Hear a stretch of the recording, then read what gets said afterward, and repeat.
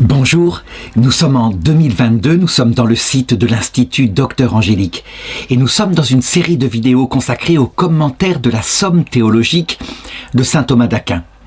Après avoir terminé de commenter la première partie qui met en place, je dirais, les données basiques, je dirais le début, le commencement, comment Dieu crée le monde et qui est Dieu profondément à travers le mystère de sa Trinité, eh bien, il faut aborder maintenant ce qu'on appelle la théologie morale. Et ça va être l'objet non seulement de la première partie, de la deuxième partie, qui est ici, que je commence maintenant, mais aussi d'une deuxième partie de cette deuxième partie. Là-bas, dans cette première partie de la deuxième partie, il aborde ce qu'on appelle la morale, mais en général, il pose les principes de la morale. Et dans la deuxième partie, eh bien, il regardera chaque acte moral en particulier. Alors, il faut se demander pourquoi il est important maintenant d'aborder ce qu'on appelle la théologie morale. En réalité, c'est assez simple. Dieu, qui a créé l'homme et la femme, eh bien, il les mène à la finalité pour lesquelles il les a créés, il les mène comme il convient à un homme et à une femme. Ça veut dire que nous sommes, nous, à la différence des animaux, nous sommes des personnes. Nous avons donc en nous un libre arbitre. Et l'union à Dieu ne pourra aboutir que en suivant l'ordre de notre nature, ça veut dire par une union volontaire. Voilà pourquoi, dans cette deuxième partie, il sera important d'étudier les choses à partir de l'amitié. En effet, ce qui conduit à l'union à Dieu, c'est une amitié surnaturelle. Ça veut dire avec un être qui n'est pas de notre nature, qui nous dépasse et donc qu'il devra soutenir par sa grâce. Et cette amitié surnaturelle, on l'appelle la charité. La charité est une vertu théologale, c'est pas seulement le fait de faire de la bienveillance envers les pauvres. Non, c'est une union avec Dieu dans un consentement mutuel, Dieu prenant l'initiative de venir nous chercher. Et donc, tout naturellement, puisque la grâce se greffe sur notre nature humaine, il faut donc étudier en premier lieu, eh bien, notre nature humaine au point de vue moral, comment est-ce qu'elle fonctionne. Et donc, tous les actes moraux que nous faisons de manière naturelle, nous verrons qu'ils se mettent de manière surnaturelle pour nous unir à Dieu. Reste maintenant à savoir ce que nous devons étudier en premier. En effet, le propre du théologien, c'est de mettre de l'ordre. Eh bien, par exemple, dans la prima pars, lorsqu'on étudie l'origine de tout, il est logique d'étudier en premier Dieu. Qui est Dieu, puisque c'est lui qui a tout créé? Eh bien, de la même façon, maintenant que nous regardons le chemin qui va nous unir à Dieu par un acte volontaire, eh bien, il faut regarder ce que c'est en nous que l'attraction vers une finalité. Quelle est la finalité, le but que nous avons dans notre âme et qui nous pousse à agir. Et donc voilà pourquoi je voudrais commencer par la question 1 de cette prima secunde, donc cette première partie de la deuxième partie, dont le titre est « La fin dernière de l'homme considéré en général ». Avant de me pencher sur l'article 1 et les suivants, eh bien, je voudrais préciser tout de même quelque chose au point de vue de la méthodologie que j'utiliserai, que saint Thomas d'Aquin n'a pas utilisé. Je crois qu'il est important pour nous, maintenant, de bien distinguer les articles qui sont purement philosophiques, ça veut dire où on étudie l'homme par sa raison seule, sans s'appuyer du tout sur la révélation. Et puis, les articles qui, là, se posent au contraire des questions qui relèvent de la révélation, comment Dieu a révélé son évangile et nous a expliqué ce que je viens de dire. Nous sommes faits pour nous unir à lui par un amour d'amitié particulier qu'on appelle la charité. Et donc, j'essaierai de prévenir à chaque fois afin que chacun puisse développer ce qu'on appelle une épistémologie précise. Ça veut dire l'ordre dans sa tête entre ce qui vient de sa raison, et alors il doit se servir de sa raison, et ce qui vient de la foi, et là on s'appuie sur la révélation. Or, quand la raison seule cherche par elle-même, elle n'a pas besoin d'arguments d'autorité, ou plutôt, ça peut être utile, on peut s'appuyer sur un auteur, un philosophe, Aristote, qui on veut, mais c'est le dernier des arguments. Le premier des arguments dans le domaine de la philosophie, c'est l'observation du réel, donc de l'être humain, l'observation de notre comportement. C'est un livre bien plus, je dirais, bien plus profond que tous les bouquins qu'on peut ouvrir, même si ces bouquins, parce qu'ils ont été pensés avant nous par des gens qui ont réfléchi, peuvent nous aider à avancer plus vite. Donc, je ne nie pas l'autorité des philosophes, mais je ne la mettrai pas en premier. Donc, je répondrai directement par une argumentation tirée de l'expérience lorsque c'est de la philosophie. Lorsque c'est vraiment de la théologie, là c'est l'inverse. Parce que nous ne sommes pas, je dirais, face à Dieu dans la vision béatifique pour le moment, donc nous ne l'expérimentons pas. Le Christ n'est pas encore revenu dans sa gloire non plus. Eh bien, dans ce domaine-là, Dieu nous demande pour le moment de croire, de lui faire confiance. Heureux celui qui croit sans encore avoir vu. Nous verrons, ça viendra, mais c'est une autre étape. Et donc, là, dans ce domaine-là, l'argument d'autorité est le premier. Et donc j'en citerai un systématiquement, tiré soit du magistère, soit d'un docteur de l'Église, soit de l'Écriture.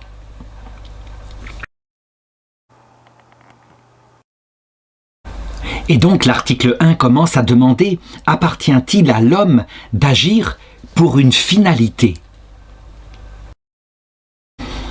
Très concrètement, parce que je veux passer aussi au domaine du concret, les choses sont beaucoup plus simples. Eh bien, est-ce que nous agissons lorsque nous faisons un vrai acte humain en vue d'un but particulier que nous recherchons et qui, je dirais, qui est l'objet des moyens que nous mettons en place? Eh bien, il suffit de regarder notre expérience et oui. Par exemple, si je suis là devant cette vidéo, si je prends du temps pour le faire, c'est bien que j'ai une finalité. Et cette finalité, ce n'est pas seulement, eh bien, de me parler à moi-même, manifestement, non. Le but, c'est de les publier. Et le but, c'est évidemment d'essayer de communiquer. Je dirais, de même que j'ai reçu gratuitement, de communiquer gratuitement, on peut le dire comme cela, à des personnes qui voudront bien écouter quelque chose qui pourra éclairer leur intelligence, donc leur permettre à elles-mêmes d'atteindre mieux la finalité de leur intelligence, connaître la vérité, et puis peut-être atteindre dans leur vie la finalité ultime, celle qui peut rendre heureux.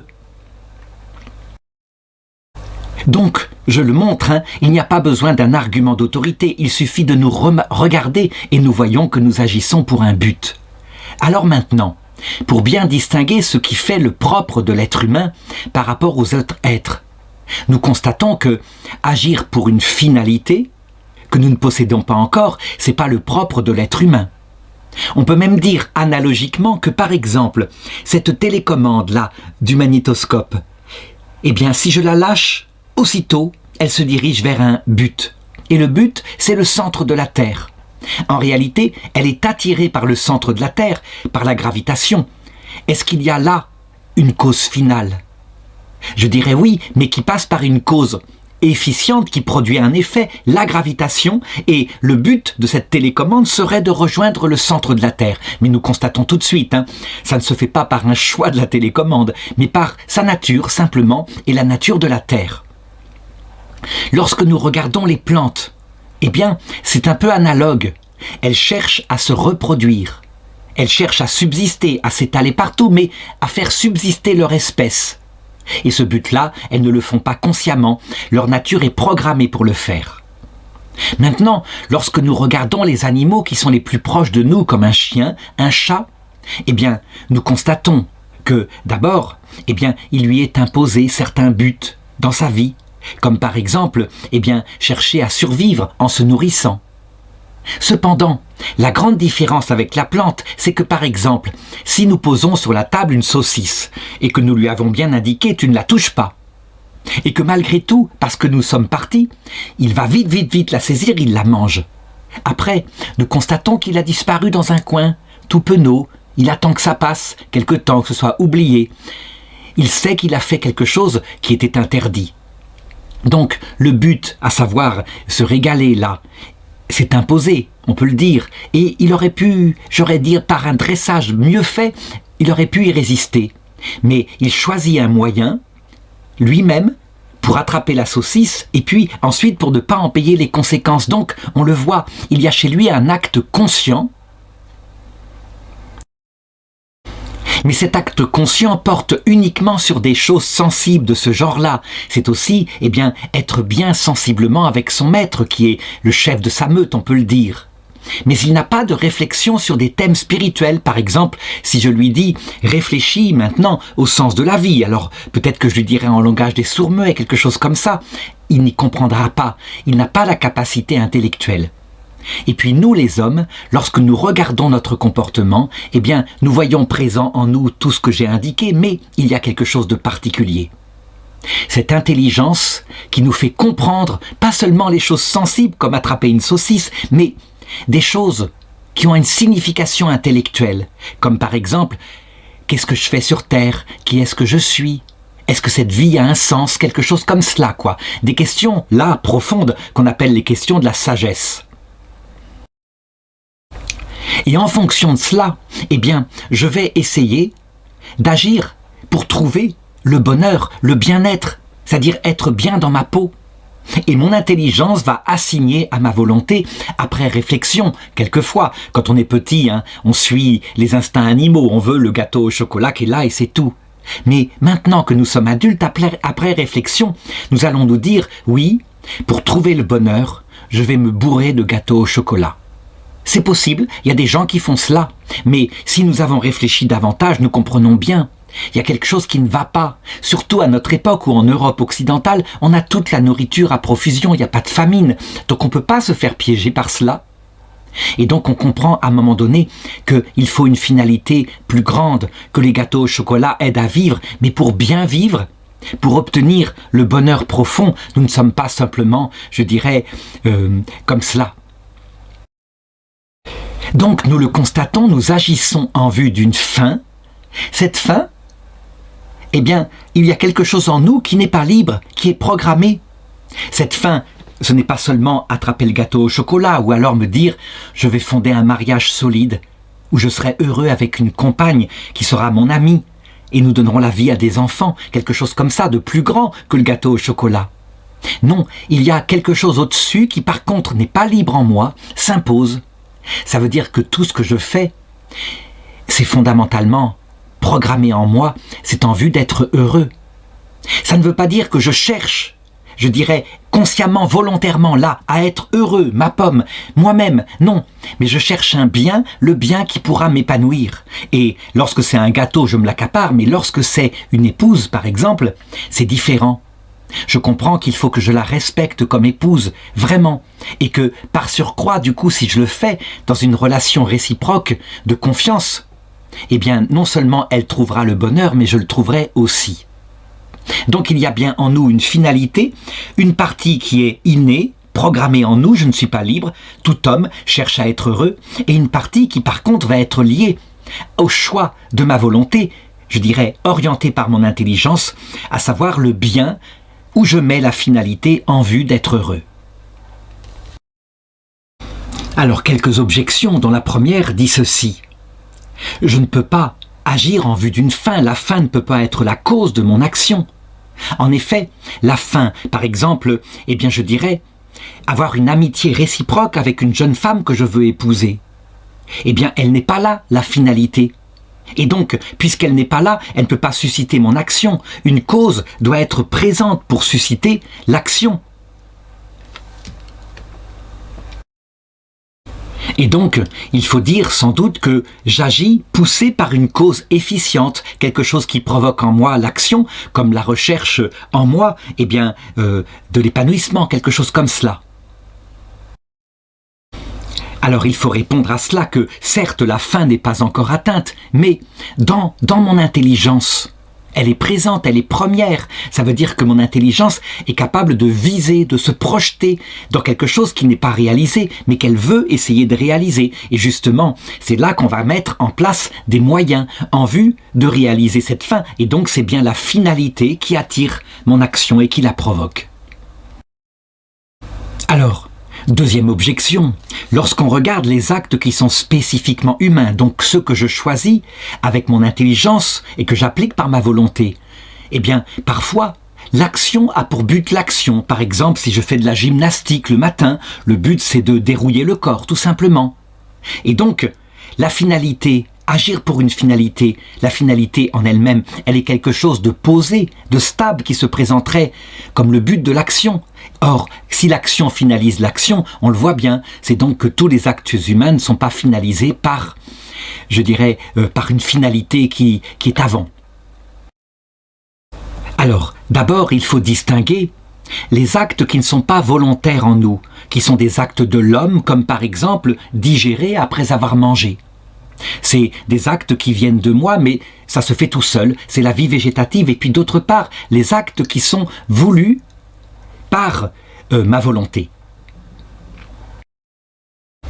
Et donc là, je dirais, quoi qu'on fasse, eh bien toutes les actions qui sont vraiment humaines de cette façon-là sont faites en vue d'une finalité. Si je reprends l'exemple du sport que je ferai le matin pour me dérouiller le corps, eh bien c'est afin d'être en forme toute la journée. Et pourquoi j'ai besoin d'être en forme toute la journée? Peut-être pour travailler mieux. Et pourquoi j'ai besoin de travailler? Eh bien pour gagner de l'argent. Et pourquoi? Pour faire vivre ma famille. Et pourquoi ma famille? Pour être heureux. Donc à chaque fois, on le voit, on peut poser dans les actes qui sont profondément voulus par notre volonté une finalité. Et la finalité, c'est d'être heureux. Il arrive parfois, malheureusement, que des hommes sont dans une sorte de cycle métro, boulot, dodo, n'ont plus de finalité, c'est-à-dire le font mécaniquement, se lèvent le matin parce qu'il faut bien, travaillent parce qu'il faut bien manger, etc., reviennent le soir pour dormir.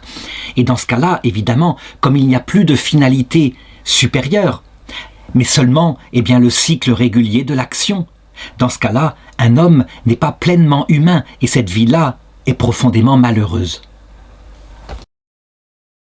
Enfin, troisième objection, si nous agissions tout le temps pour une fin, il faudrait dire que nous avons pris conseil, réfléchi et ensuite, du coup, posé un acte de volonté. Mais il y a plein d'actes qui se font machinalement, comme par exemple ce geste de la main que je fais en parlant là. Il n'est même pas volontaire, j'essaye de le calmer, mais il est là. Et donc, ça prouve que toutes les actions ne sont pas faites pour une finalité. Alors il faut dire que les actes automatiques, les tics, les choses comme ça, effectivement, ne sont pas pleinement des actes humains puisqu'ils ne procèdent pas de l'intelligence qui dirige la volonté. Par contre, en ce qui concerne les gestes comme ça, finalement, profondément, ils procèdent quand même de la volonté puisque c'est une façon d'essayer d'être pédagogue vivant et donc forcément le corps suit. Donc il y a bien à la base, là, en tout cas pour cet exemple-là, une volonté qui est pleinement humaine. Maintenant, l'article 2 demande « Agir pour une finalité, est-ce le propre de la nature raisonnable ?» Ça veut dire de l'être humain, puisque ce sont les seuls êtres raisonnables que nous pouvons considérer sur la Terre. Là encore, il faut partir de l'expérience et puis observer, et nous voyons bien que ce n'est pas vrai du tout. Agir en vue d'une fin, je dirais même que c'est quelque chose qui est partout présent. Tout être, que ce soit volontairement ou involontairement, que ce soit par sa vie sensible ou simplement par sa nature, agit en vue d'une fin, et ceci se comprend assez facilement. Dans ce que nous observons, nous le voyons, être en acte, atteindre le but, c'est le motif de l'action. Par exemple, on le dit même en physique, ce corps, il a une énergie potentielle. Et si je le lâche, il va avoir une énergie cinétique. Ça veut dire qu'il est en puissance à une accélération. Et évidemment, la finalité, je l'ai dit, c'est d'atteindre le lieu où il trouvera son repos, qui est en l'occurrence ici le centre de la Terre, puisqu'il est attiré. Et donc, la Terre elle-même qui attire cette télécommande,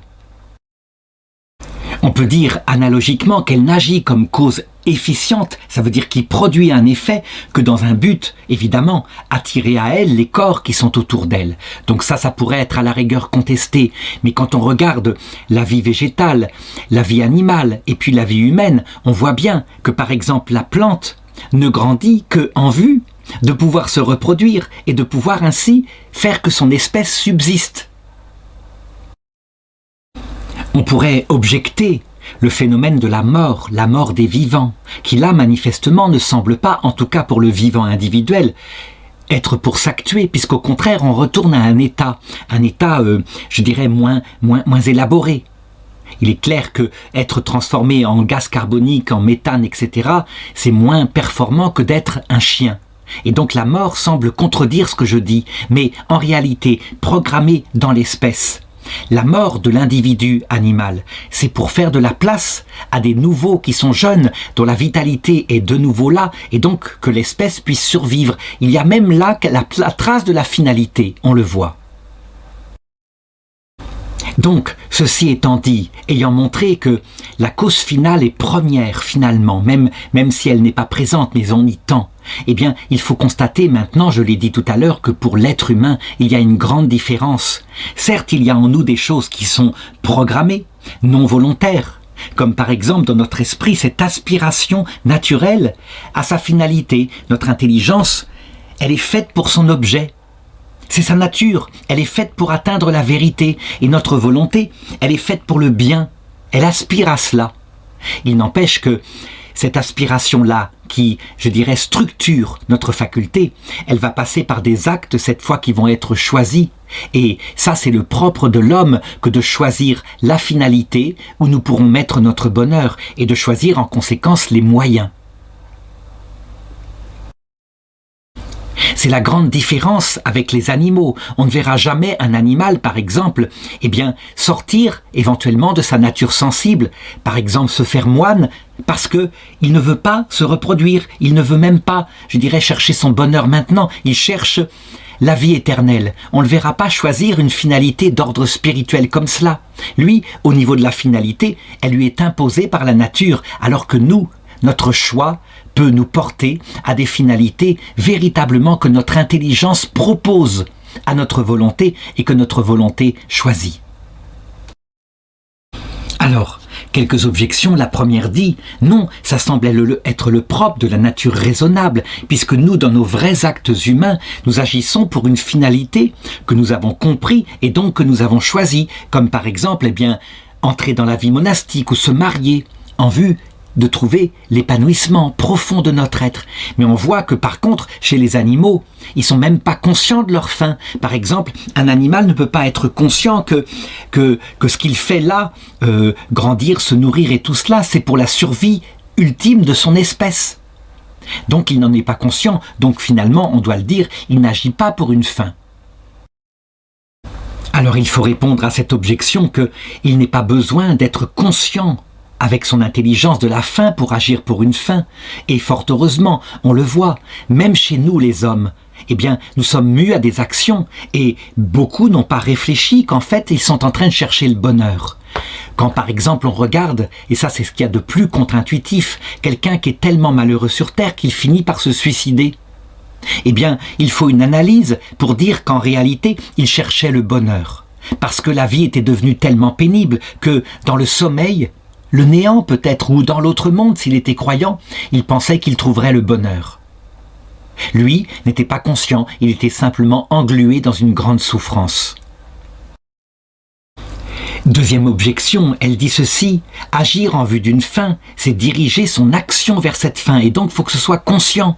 Sinon, on n'agit pas en vue de cette fin, et donc c'est le propre de l'homme. La réponse, c'est que le propre de l'homme est d'agir lucidement, avec son libre arbitre en vue d'une fin. Mais il y a même en nous des choses, je dirais, où nous sommes mus par une intelligence supérieure, notre Créateur, en vue d'une fin. Par exemple, nous sommes programmés pour chercher le bonheur. Ça, on ne peut pas s'en empêcher. Mais notre corps aussi, il est programmé pour chercher à se nourrir quand il a faim. Et donc l'appétit vient quand nous sommes en manque de nourriture. Ça non plus, ça ne vient pas de notre liberté. C'est la nature de notre corps. Et pourtant, on le voit bien, c'est en vue d'une finalité, à savoir la survie de l'individu biologique. On doit donc conclure de cela que agir en vue d'une fin, ce n'est pas uniquement agir lucidement comme le fait un être humain en vue d'une fin. Ça peut être aussi être programmé en vue d'une finalité. Enfin, troisième objection, la finalité ultime, on le sait, c'est de s'épanouir, d'être en acte. Et donc, c'est quelque chose qui ne peut être compris que par la raison. Résultat, les êtres sans raison, comme les animaux, ne peuvent pas agir pour cela. Alors, il faut répondre que le propre de l'homme avec sa raison, c'est de comprendre qu'il agit en vue du bien d'une finalité qui donnera le bonheur, donc ce qu'on pourrait appeler le bien, la notion de bien comprise universellement. Mais l'animal, lui, il va agir en vue d'un bien immédiat, particulier, sensible, comme par exemple se nourrir immédiatement ou trouver une femelle pour donner la vie à des petits. Et pourtant, c'est bien une finalité, même s'il ne comprend pas le but universel de tout cela. Vient l'article 3 qui demande « Est-ce que les actes humains reçoivent leurs spécifications ?» donc peuvent être caractérisés, définis par leur finalité, ce pourquoi on les pose. Alors, là encore, il faut partir de l'expérience. Ce que nous expérimentons, ce sont des actes extérieurs qui sont visibles, ce qu'on appelle le fort externe, donc objet de nos sensations. Mais lorsque nous connaissons l'être humain, nous voyons bien qu'il y a à l'intérieur de lui une finalité qui le motive. Et donc, prenons un exemple très concret, un jeune homme qui épouse une jeune femme. Donc, avec notre jugement au fort externe, nous allons dire, bien, il épouse une jeune femme, voici l'acte. Mais en fait, nous n'allons pas au fond des choses, nous sommes à la surface des choses.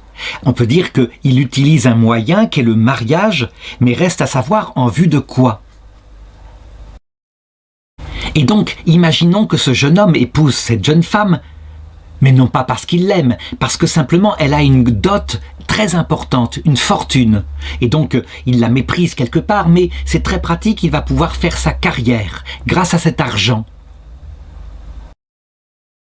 Dans ce cas-là, comment spécifier son acte? Est-ce qu'on va parler du mariage, un mariage d'amour? Bien sûr que non. C'est un mariage d'intérêt, uniquement. Donc le mariage est de l'ordre du moyen, et la finalité de l'acte est bien ce qui caractérise l'acte de ce jeune homme. En fait, il fait des affaires financières, rien d'autre que cela, quand son intention est uniquement cela. À partir de cet exemple concret, et c'est toujours comme cela qu'il faut faire en philosophie, il faut les multiplier, eh bien, on voit bien, ce qui donne la caractéristique de l'acte, c'est ce qui le met en acte justement, ultimement, sa finalité ultime. Et puisque la finalité ultime, ce n'est pas de rendre heureux cette jeune femme, il s'en moque, elle est un moyen, mais bien une finalité supérieure, à savoir se rendre heureux lui-même par l'argent, eh bien, on le voit, ça sera l'acte ultime, la finalité ultime qui caractérisera, qui définira l'acte moral que ce jeune homme est en train de faire.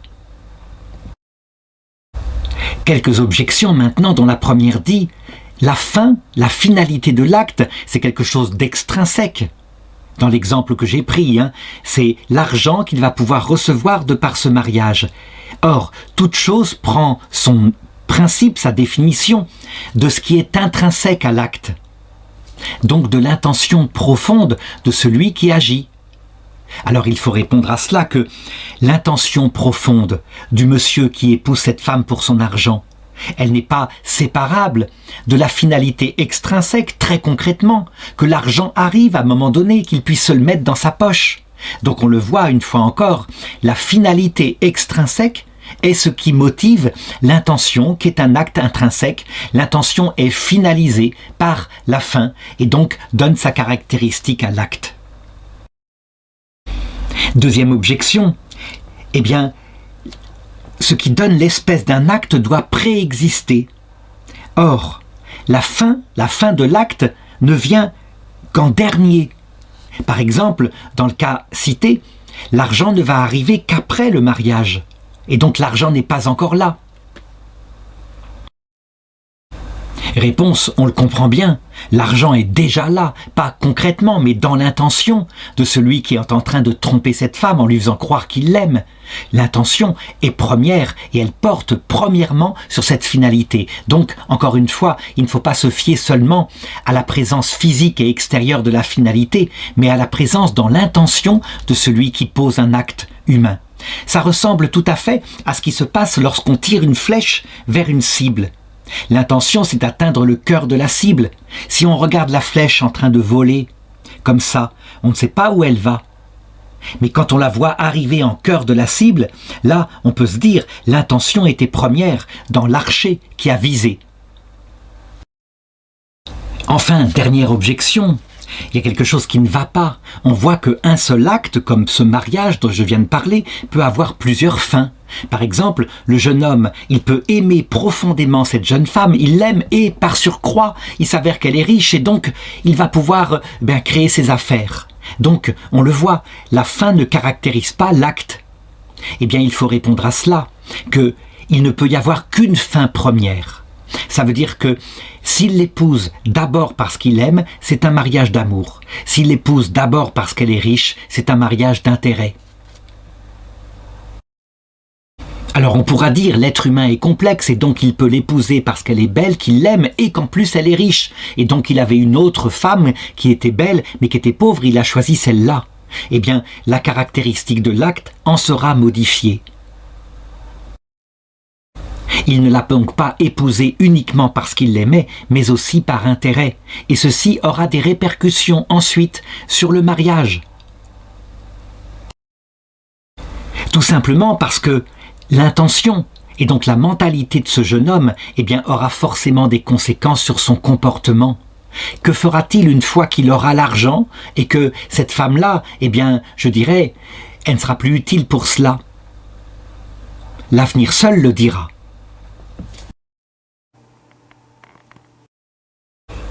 L'article 4 demande « Est-il une fin dernière à la vie humaine ?»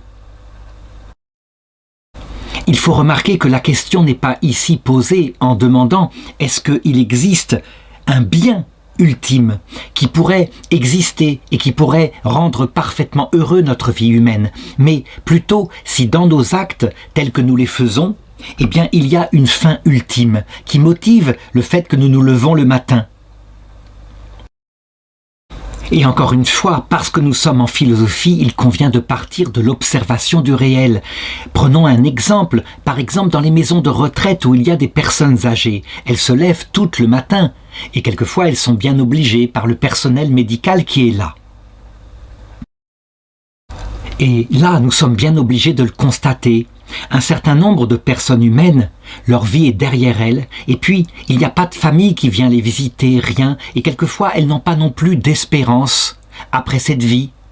Elles sont là, donc on les lève, elles sont comme poussives, c'est comme si une cause extérieure, une cause efficiente les levait, elles mangent un petit peu, et pourquoi mangent-elles? Si on leur demande, elles répondront parce que sinon je vais mourir, il faut bien avoir d'énergie pour la journée. Donc on y trouve une finalité, mais une finalité poussive, qui n'est pas capable de motiver leur vie.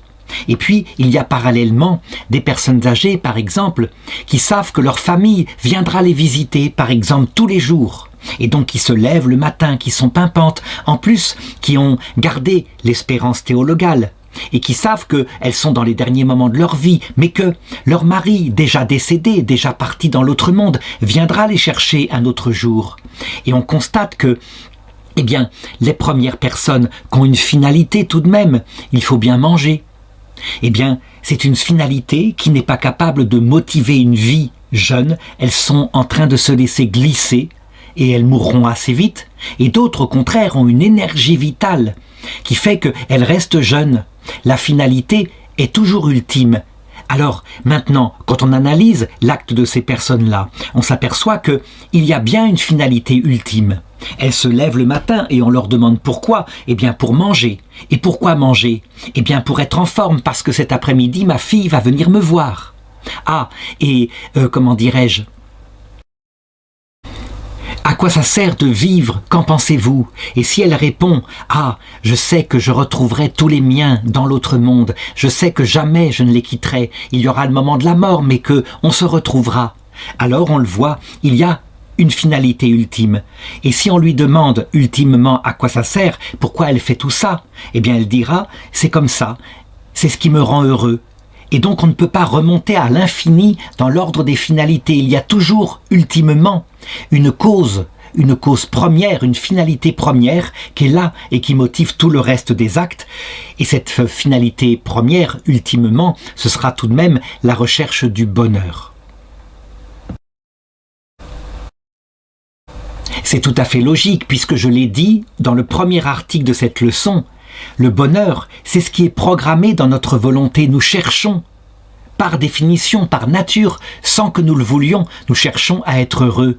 Et donc là, en l'occurrence, eh bien cette dame a mis son bonheur dans ce que je viens d'indiquer.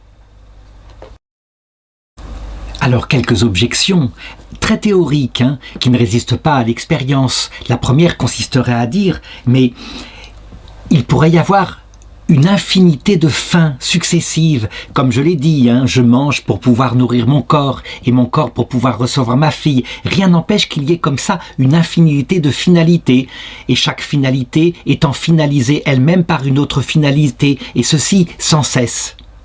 Eh bien, en réalité, on le constate, par expérience, ce n'est pas vrai.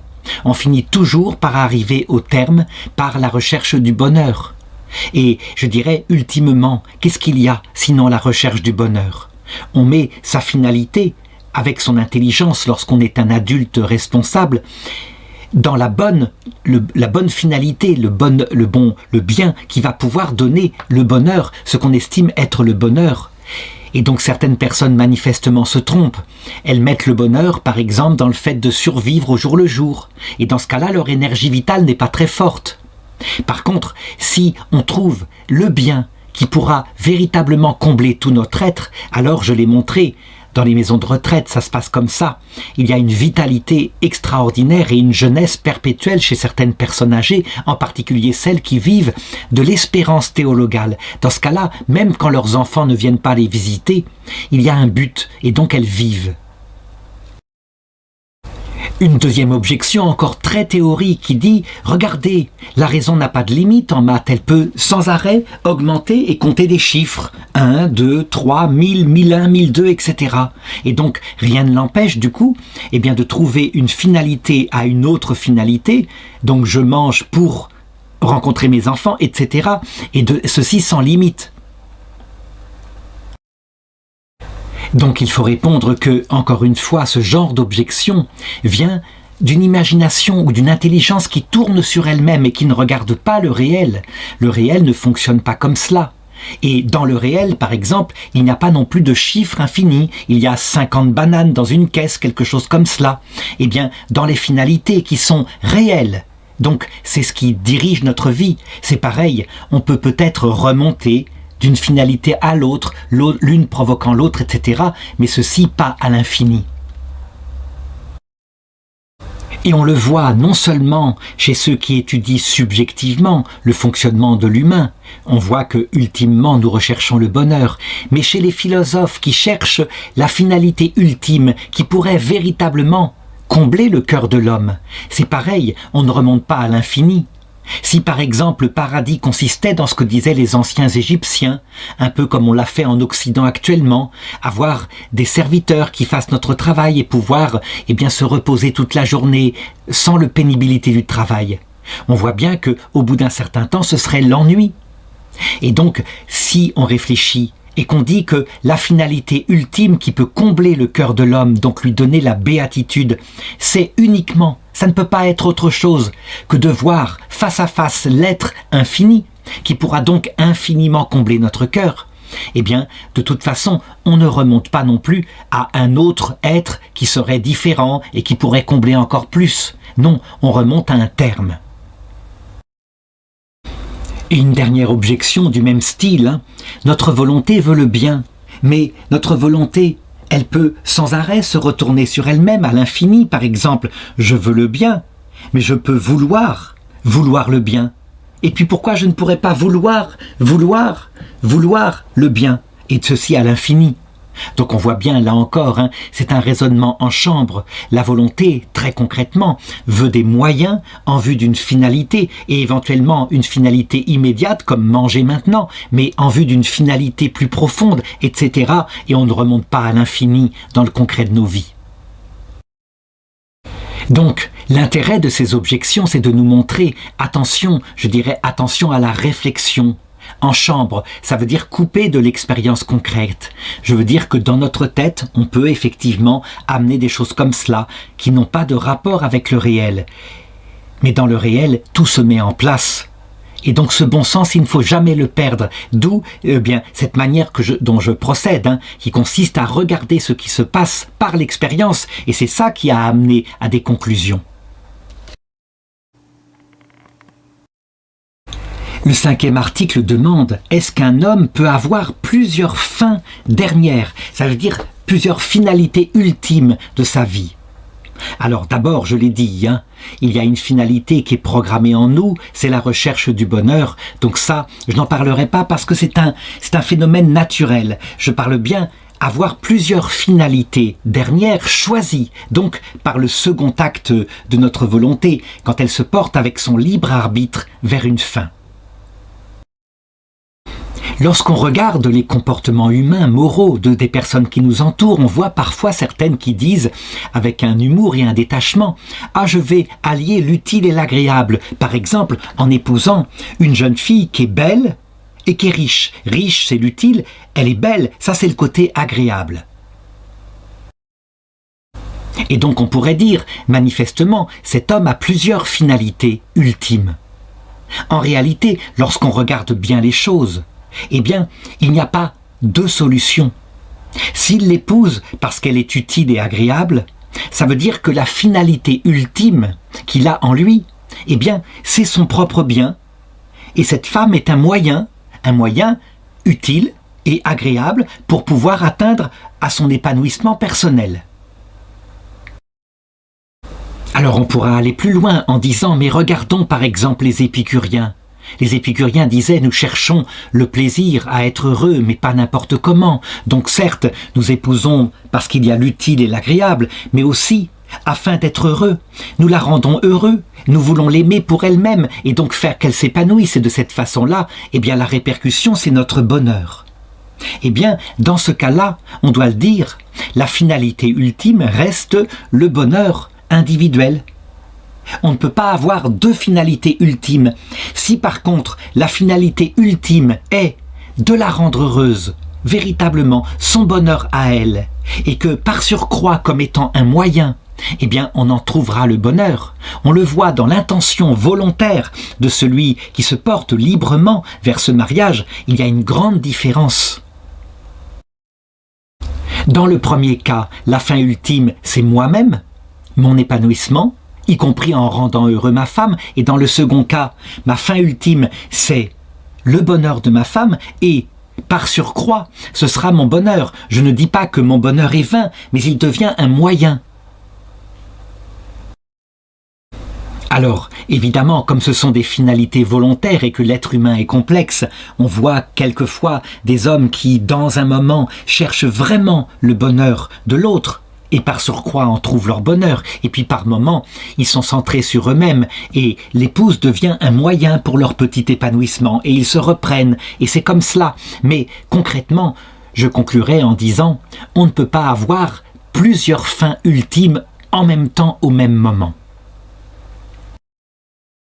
Alors, quelques objections, dont d'abord l'analyse de saint Augustin qui, lui, était passé justement par ce combat intérieur entre ce qui était la finalité de sa vie, ce qui était de l'ordre du moyen. Et il dit, on voit que quelques personnes ont placé la fin dernière de l'homme en 4 choses, à savoir la volupté, le repos, les biens de la nature et la vertu. Donc manifestement, il peut y avoir plusieurs finalités en même temps. Et des finalités contradictoires, parce que la volupté, donc centrée sur soi, et en même temps un comportement vertueux, ça paraît très contradictoire.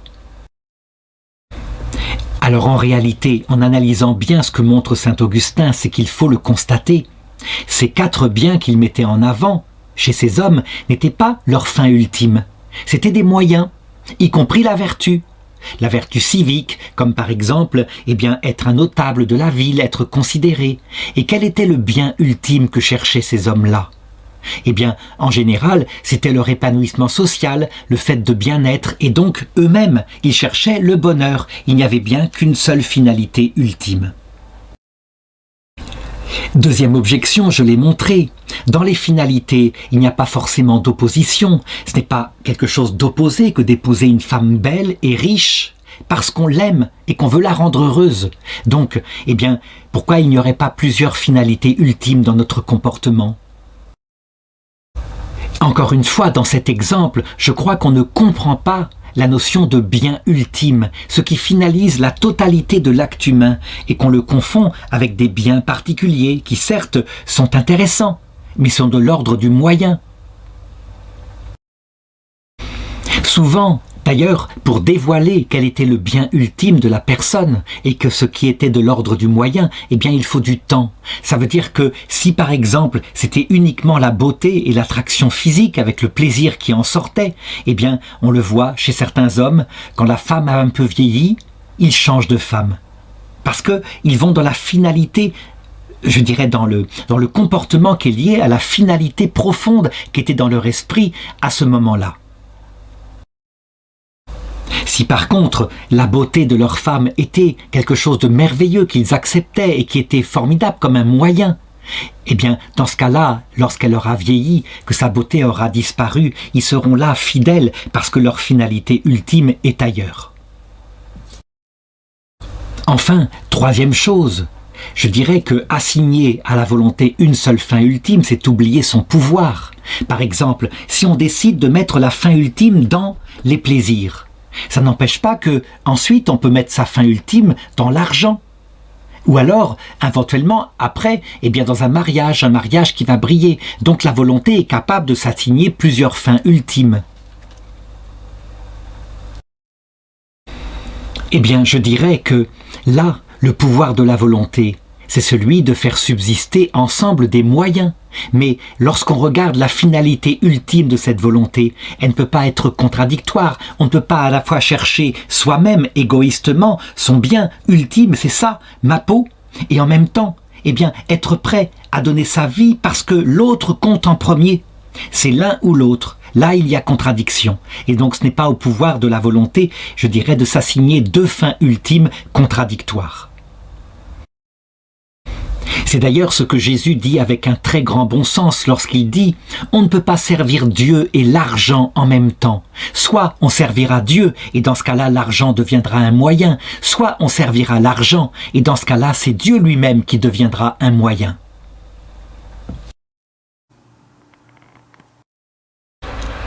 L'article 6 peut paraître étrange, mais il demande « Tout ce que l'homme veut, le veut-il pour sa fin suprême ?»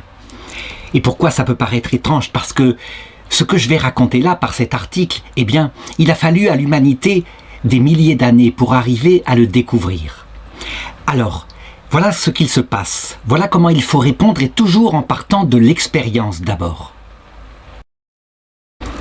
Tout ce que nous voulons, nous le voyons, c'est en vue d'être bien dans notre peau. On peut le dire comme cela, très simplement, et ça n'importe qui peut le comprendre. Par exemple, si on mange, c'est parce qu'on a faim.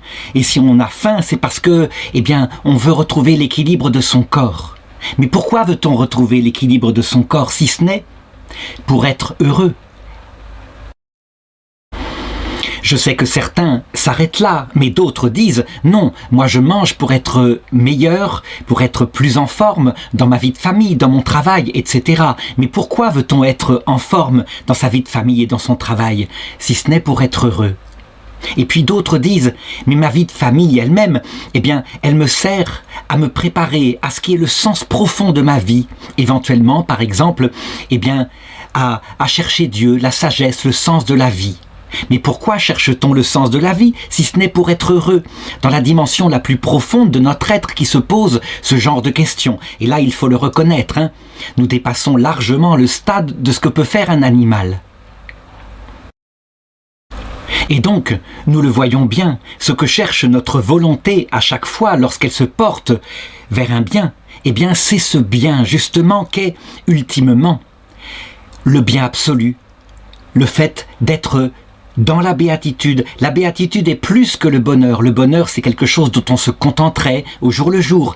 Mais la béatitude, c'est ce vers quoi tend naturellement notre volonté. Ça veut dire un bonheur absolu qui prend tout notre être, qui comble la totalité de notre être selon toutes ses dimensions.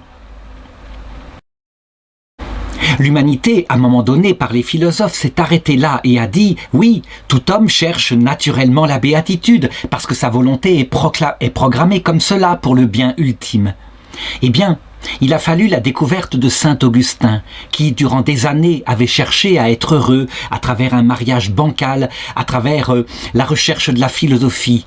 Quand il découvrit le Christ, il l'écrivit dans ses confessions. je me rends compte maintenant que avant même de te connaître, Seigneur, je t'aimais. Et en fait, mon âme était sans repos tant qu'elle ne se reposait pas en toi. Ça veut dire quoi? Eh bien, ce que le philosophe peut découvrir, objet de la béatitude, la recherche du bien absolu universel, eh bien, on se rend compte, lorsqu'on découvre Dieu, que c'est l'essence de Dieu. Ça n'est rien d'autre que cela qui donne la béatitude. Et donc on le voit en remontant dans tout le cheminement que j'ai fait, tout ce qu'un homme fait et veut, par sa volonté, libre évidemment, eh bien, c'est en fait en vue d'une fin suprême dont il ignore encore la nature, mais dont on peut découvrir en philosophie que c'est la béatitude, être parfaitement heureux, et dont on peut découvrir en théologie que ça correspond à l'essence même de Dieu. Alors, quelques objections qui partent aussi du bon sens. Si on présentait cette chose-là à un jeune qui cherche à s'amuser, à sortir en boîte pour danser, il dirait « Bon, peut-être le soir quand je reviens, je vois bien, j'ai des pensées profondes, mais si je vais m'amuser, c'est pour m'amuser. C'est pour des choses superficielles, c'est pas pour la béatitude et pour une fin ultime. » Eh bien, en réalité, ce jeune qui, volontairement, va danser dans une boîte de nuit, il le fait, en réalité, mu par la nature de sa volonté, qui cherche à être heureux, et à être même bien heureux, la béatitude plus que le bonheur. Et donc, eh bien, cette volonté, elle est programmée, et c'est là qu'elle trouve son énergie, pour Dieu. Ce qui fait que, quand même c'est dans un bien secondaire, qu'on se plonge volontairement, en fait, profondément, dans le mécanisme vital de la volonté, finalement, on recherche le bien suprême. Et donc, évidemment, un jeune peut le comprendre sans aller jusque-là dans l'analyse en disant « Oui, ça me permet d'être bien dans ma peau, d'être heureux et donc d'être meilleur dans ma vie. » Donc on le voit, il y a une finalité à cette chose superficielle qui est un jeu, et de finalité en finalité, on peut en remonter jusqu'à cet absolu. Deuxième objection, on le voit par exemple pour ceux qui cherchent le bien de leur intelligence, par exemple en contemplant la vérité, en faisant des sciences, de la philosophie ou même de la théologie. Eh bien Aristote dit que ceux-là font des sciences spéculatives et leur seul but c'est de connaître pour connaître, à cause de la joie de connaître, donc ils ne cherchent pas un bien suprême. Eh bien en réalité on peut faire la même analyse. Quel est le bien suprême de l'intelligence? C'est la vérité tout entière. Ce n'est pas qu'une vérité relative, comme par exemple connaître le fonctionnement de l'aile d'un insecte. Ce qu'on recherche en fait, c'est la vérité des vérités qui explique tout. Elle est suprême, elle donne le sens à la vie. Et qui est la vérité absolue? Eh bien, en fait, c'est Dieu. Ce qui veut dire que même notre intelligence dans son objet ultime, eh bien, sans le savoir, lorsqu'elle cherche une vérité relative, finalement, elle est tendue vers la vérité absolue. Et elle recherche donc Dieu en tant qu'il est la vérité absolue. On pourra ajouter, troisième objection, que tout cela est très théorique.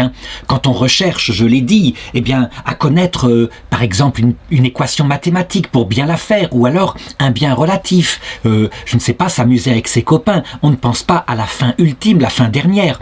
On est beaucoup plus pragmatique. Donc tout cela paraît être des réflexions d'intellectuels.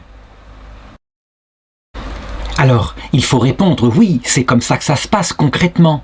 Mais la grande différence qu'il y a entre un humain et un animal qui peut chercher lui aussi à se détendre, à s'amuser, pourquoi pas, c'est que lui, eh bien, il s'arrête là, il est bien et il s'arrête là.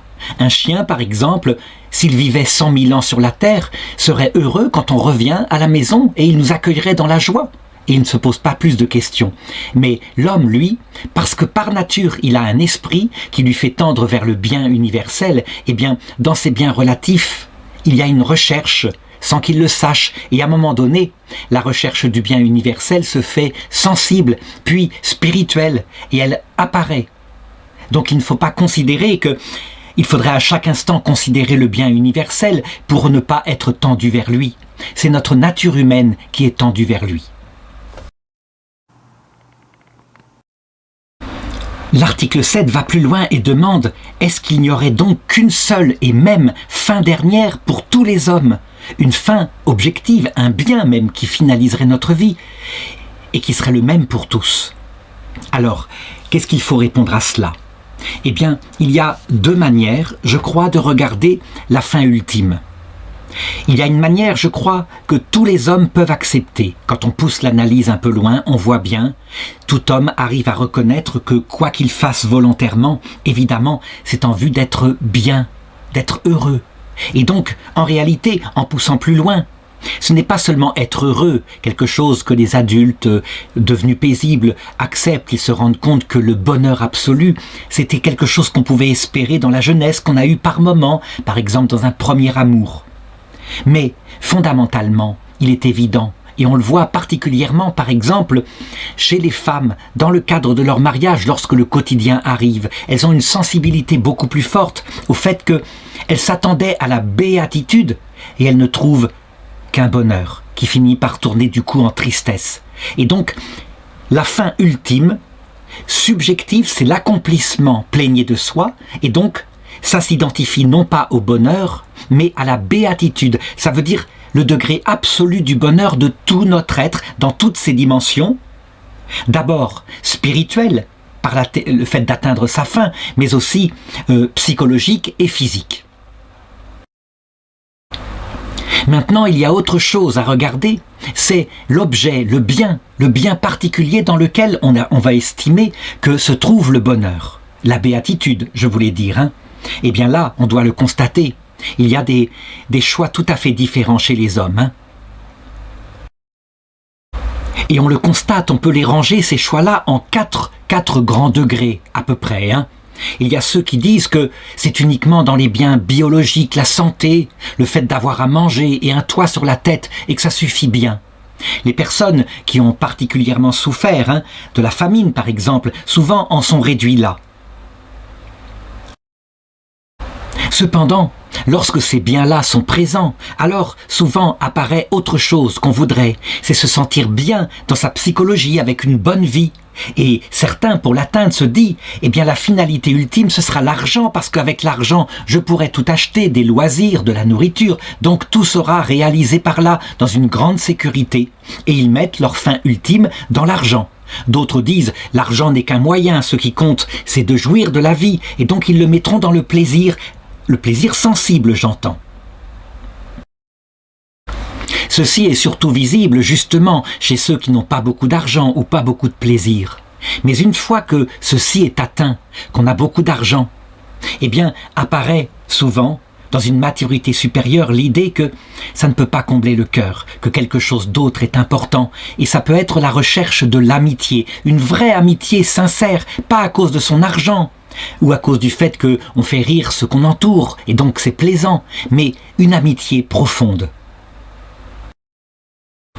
Mais là encore, pour ceux qui ont trouvé, par exemple dans le mariage, un véritable bonheur, alors apparaît souvent une quatrième finalité, l'idée que ça va pas durer toujours, qu'en plus, eh bien, cette épouse, cette famille sont relatifs, donc la recherche profonde de quelque chose d'au-dessus, quelque chose qui rendrait cela absolu, un bien qui ne s'éteindrait jamais, qui ne s'userait jamais. Et cette quatrième dimension fait rechercher la béatitude dans un bien ultime, mystérieux.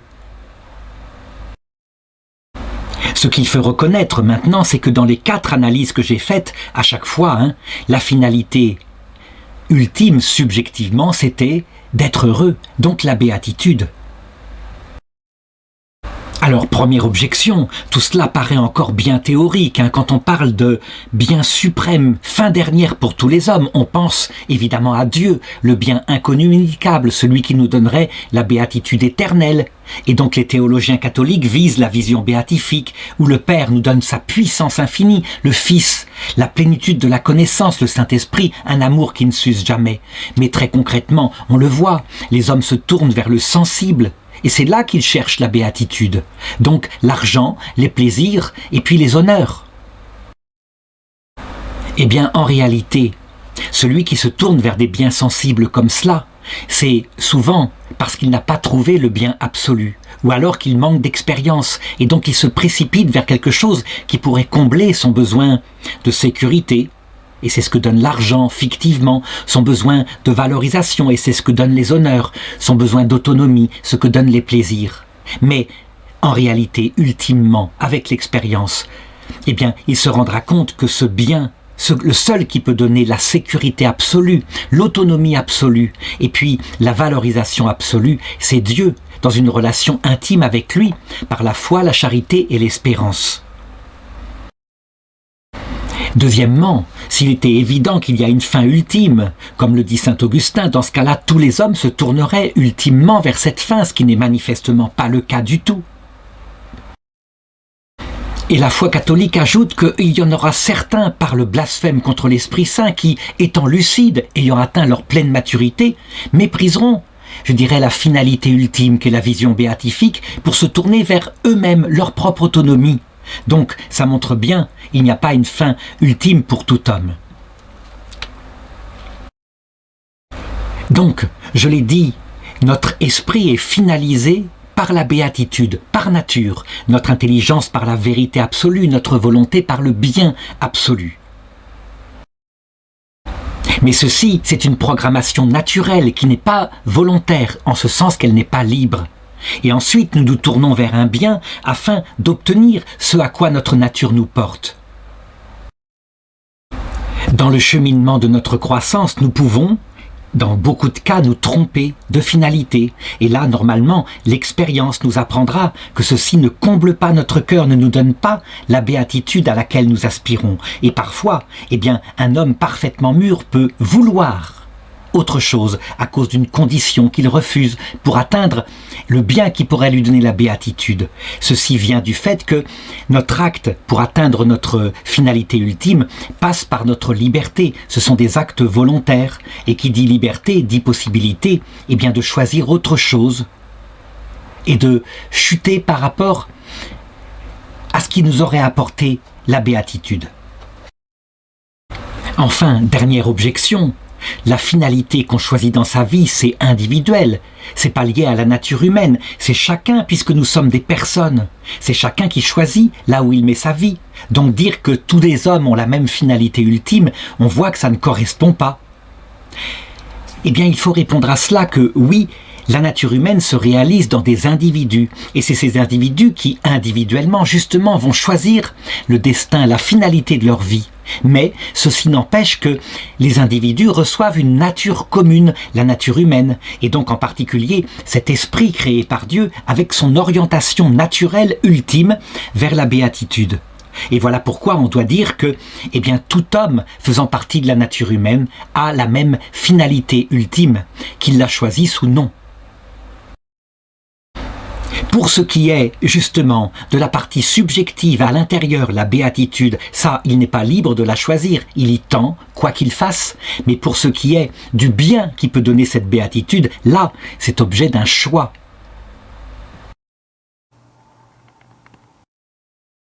Alors vient enfin l'article 8 qui demande est-ce que toutes les autres créatures, comme les animaux, les plantes, est-ce qu'elles ont cette même fin dernière ? Alors, d'abord, regardons, observons, et nous voyons que tous les êtres, sans exception, depuis le minéral, en passant par la plante, l'animal, et puis l'homme bien sûr, tendent à se réaliser en acte. Le fait d'être ne suffit pas, on veut atteindre la perfection de son acte. Et donc, on peut distinguer maintenant dans cette opération, eh bien deux choses, comme je l'ai fait à l'article précédent pour l'homme. D'abord, l'opération qui atteint son acte, et là, pour le coup, c'est une certaine béatitude, adaptée à chaque être, évidemment. C'est analogique ce que je dis. Je veux dire par là que quand on atteint sa finalité, on se repose dans sa finalité. Très concrètement, eh bien, prenons un chien. Le chien, son acte, c'est d'abord d'être bien dans sa peau, il a mangé, il est heureux, mais ce n'est pas suffisant. Il a besoin d'un milieu social, et c'est ce que lui apporte son maître et sa famille, qui est un peu sa meute. Et puis, s'il peut se reproduire, alors c'est merveilleux.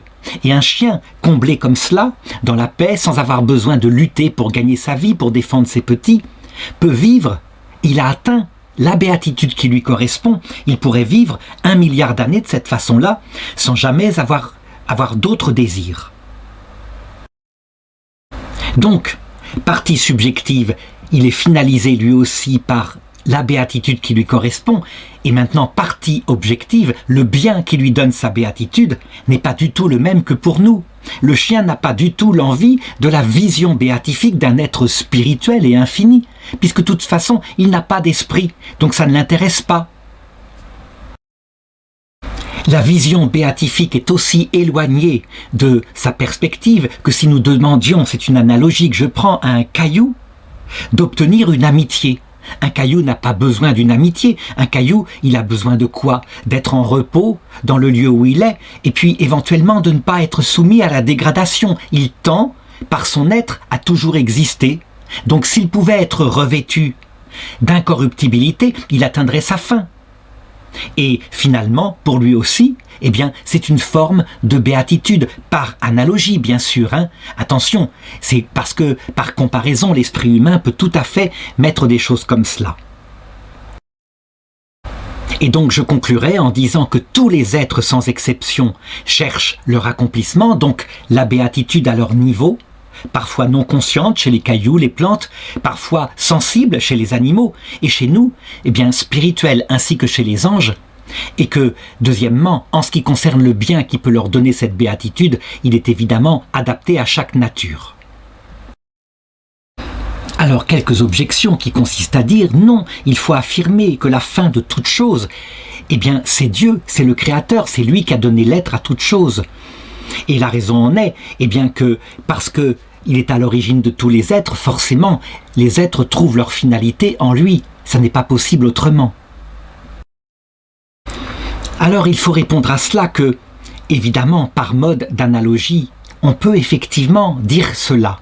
Mais par mode d'analogie, ça veut dire bien considérer que la vision béatifique est réservée aux êtres qui ont un esprit, hommes et anges.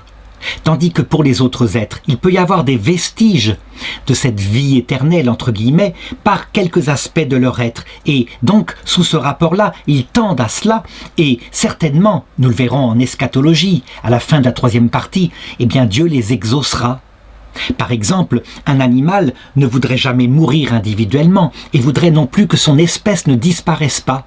Et donc, probablement, individuellement, les animaux qui nous ont servi seront exaucés sous ce rapport-là et recevront dans l'autre monde la récompense d'une vie sensible qui ne s'arrêtera jamais dans un bonheur adapté à leur calme sensible.